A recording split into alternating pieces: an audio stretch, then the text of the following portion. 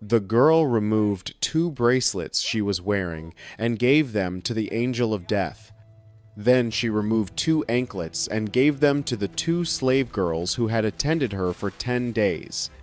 These were her final possessions, distributed as gifts to those who had served her during her last days of life. She was given 1 more cup of kumis. Ibn Fadlan noted that as she drank, her singing changed. It was no longer joyful, but hesitant, uncertain. She seemed for the first time in 10 days to understand fully what was about to happen. The alcohol that had sustained a trance-like state for 10 days was wearing off enough to allow terrible clarity. The Angel of Death spoke to her harshly in the Rus language, urging her to drink quickly, to finish the cup, to enter the tent without further delay. The girl hesitated at the entrance, staring into the dim interior where her dead master's body sat propped among cushions, his blackened face visible in the shadows. The Angel of Death grabbed the girl's head and pushed her toward the tent opening, forcing her inside. 6 men entered immediately behind her, all relatives of the dead chieftain, according to Ibn Fadlan's informants. Outside the tent, the remaining Rus warriors began to make noise, beating on their wooden shields with sticks in a rapid, thunderous rhythm that echoed across the encampment and the river beyond. Ibn Fadlan asked his interpreter why they were doing this. The answer was chilling, so that the other slave girls will not hear her screams. If they hear what is happening inside the tent, none of them will ever volunteer to die with their masters again. The screaming had already begun. Ibn Fadlan could hear it despite the shield beating a woman's voice rising in terror and pain from inside the enclosed tent. The sound continued for several minutes while the Rus beat their shields louder, drowning out what they knew other slaves must not hear.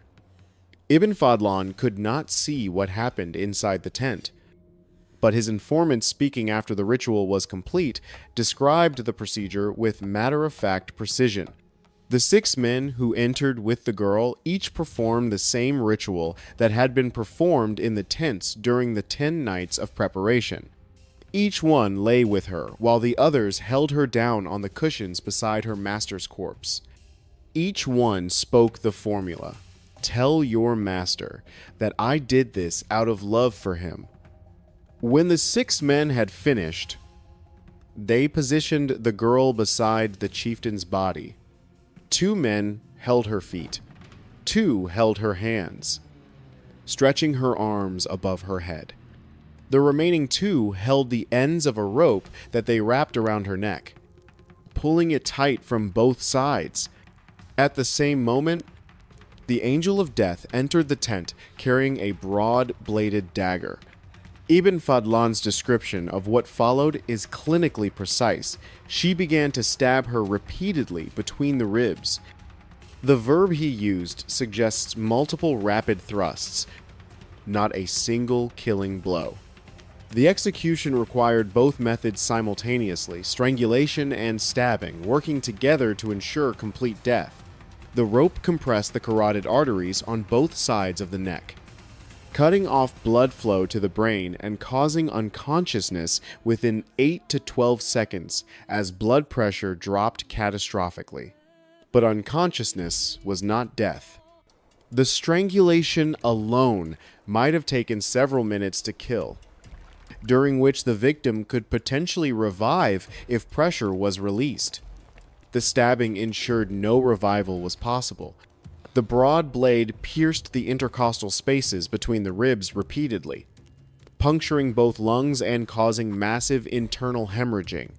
Each thrust created a hemothorax blood filling the pleural cavity surrounding the lungs, making breathing impossible even if the rope were removed. The combination was methodical. The rope brought unconsciousness quickly. The blade brought death completely. When it was over after several minutes that Ibn Fadlan documented as feeling interminable despite the shield beating that continued throughout the 6 men and the angel of death emerged from the tent, the girl's body remained inside, positioned beside her master in a posture of service, her hands arranged as if reaching toward him, her face turned toward his blackened profile. The tent was sealed with wooden pins, trapping the corpses inside for the fire that would consume them. The closest male relative of the dead chieftain came forward for the final ritual. He was completely naked, walking backward toward the ship with his face turned away from the vessel, one hand covering his anus. In his other hand, he carried a piece of burning wood taken from a brazier. Ibn Fadlan asked his interpreter to explain this strange posture. The answer revealed the Rus' belief in spiritual danger. Walking backward and covering himself protected the man from the spirits being released, preventing them from entering his body through vulnerable openings. He reached the ship, still facing away, and touched the burning brand to the dry wood stacked beneath and around the vessel.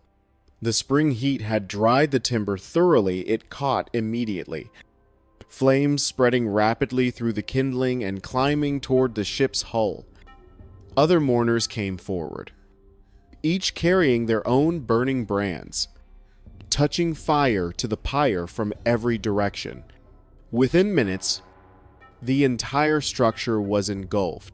A strong wind was blowing from the southeast that day, fanning the flames and driving the fire to burn with extraordinary intensity. The heat became so severe that mourners standing nearby had to retreat. Ibn Fadlan noted he could feel the scorching air from 20 meters away. Uncomfortable, even in the spring warmth. The ship's timbers crackled and popped as the fire consumed them. The tent where the bodies lay disappeared first, the fabric bursting into flame. Then the wooden frame collapsing inward. The smell was overwhelming, burning wood mixed with roasting meat from the sacrificed animals. Then the sickly sweet odor of burning human flesh as the fire reached the corpses inside. A Rus warrior standing near Ibn Fadlan made a comment that the Arab diplomat recorded carefully. The man was comparing Rus burial practices to Arab customs, and his words revealed how the Rus understood what they had just done. "You Arabs are stupid," he said, without hostility, simply stating what he considered obvious fact. "You take the people you love most and put them in the ground where worms and earth consume them. We burn ours in an instant, and they enter paradise immediately." He was proud of this efficiency, genuinely believing the fire was merciful, a vehicle transporting the chieftain and his servant directly to the glorious realm that awaited them. Ibn Fadlan recorded the words without endorsement, the juxtaposition itself suggesting his profound disagreement. The fire burned for approximately 1 hour before subsiding. The spring heat and the strong wind had accelerated the burning by midday. Nothing remained but ash and bone fragments scattered across the scorched platform. The Rus allowed the ashes to cool, then constructed a burial mound over the site, piling earth until they had created a dome-shaped marker approximately 2 meters high. They placed a wooden post at the mound's summit and carved the chieftain's name into it in runic script. Then they dispersed, returning to their trading activities as if nothing extraordinary had occurred. The ritual was complete. Life continued. Ibn Fadlan remained at the site for some time afterward, making final observations, processing what he had witnessed. Then he too departed, traveling on toward the Volga Bulgars to complete his embassy's original mission. He carried with him memories that would shape his entire understanding of the northern peoples, and an account that would preserve this ritual for over 1100 years. For nearly a millennium, Ibn Fadlan's account existed in obscurity, one report among many filed with the Abbasid bureaucracy, copied by scribes, stored in libraries, known only to specialists who studied Arabic geographical literature. European scholars became aware of the Risala in the 19th century when Arabic manuscripts began to be systematically translated. The passages about the Rus generated immediate interest, but also skepticism. Could Ibn Fadlan be trusted? Was he exaggerating?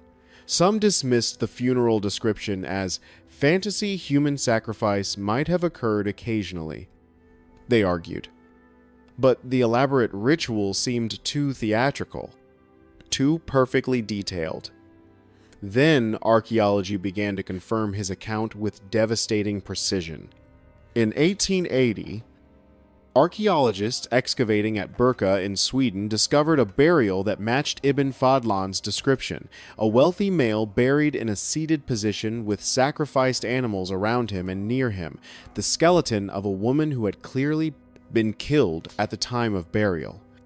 Her neck vertebrae showed damage consistent with strangulation. The second cervical vertebra had a compression fracture on both sides where a rope had been tightened with extreme force.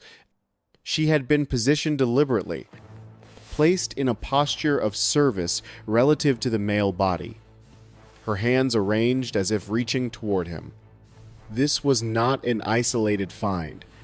Throughout the late 19th and early 20th centuries, Viking-era graves were excavated across Scandinavia, Russia, and the British Isles, revealing evidence of human sacrifice again and again, female bodies in male graves, signs of violent death, positioning that suggested servant relationships continuing into the afterlife.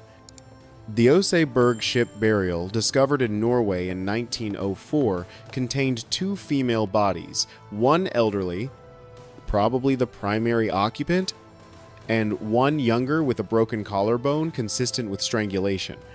The Ballatier burial on the Isle of Man, excavated in 1946, contained a male skeleton buried with weapons and a female skeleton with the top of her skull sliced off by a sword blow. She had been kneeling when struck, positioned at the man's feet. Modern forensic techniques have pushed the evidence further. DNA analysis can now determine whether individuals buried together were related. Isotope analysis can reveal where people grew up, distinguishing locals from foreigners who had been captured as slaves. Chemical analysis of bones can detect certain causes of death. These techniques have confirmed that sacrificed individuals in Viking graves were often slaves or prisoners, people from different regions than the primary occupants, people of lower status who had been killed to accompany their masters. Ibn Fadlan was right.